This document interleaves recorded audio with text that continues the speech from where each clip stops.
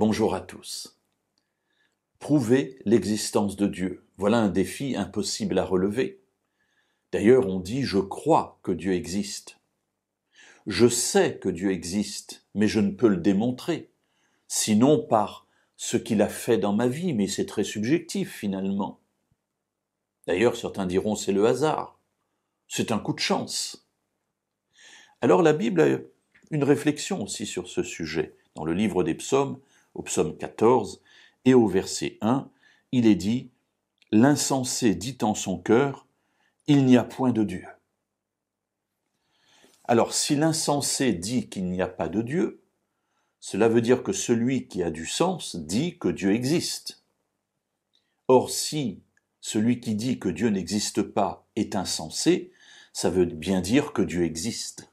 Alors vous voyez, c'est un raisonnement un peu compliqué parfois à suivre, mais ce que la Bible est en train de dire ici, c'est que seul celui qui est insensé peut dire que Dieu n'existe pas. Effectivement, quand on considère la création, quand on considère la minutie, quand on considère les précisions de la construction de tels ou tels éléments, on ne peut arriver qu'à une seule conclusion, c'est que seul un esprit qui réfléchit a pu mettre au point de telles mécaniques, dans des niveaux, dans des domaines si variés.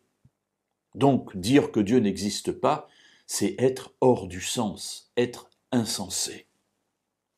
Alors, en continuant cette réflexion, l'auteur, donc ici c'est David, dira « Ils se sont corrompus, ils ont commis des actions horribles, il n'en est aucun qui fasse le bien. » Voilà pourquoi il en arrive à être insensé et à penser que Dieu n'existe pas. C'est qu'en fait, il s'est corrompu.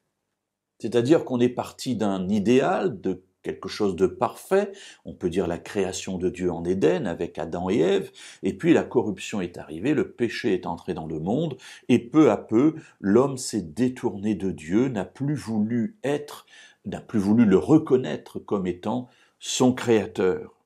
Et il est donc devenu insensé en niant à Dieu ce qu'il est, c'est-à-dire qu'il existe et qu'il est l'éternel de toute éternité. Ils se sont corrompus, ils ont commis des actions horribles, et il n'y en a aucun qui fasse le bien. Alors vous me direz, c'est une vision très pessimiste. Alors oui, elle l'est. Mais finalement, elle ne relève que de l'observation.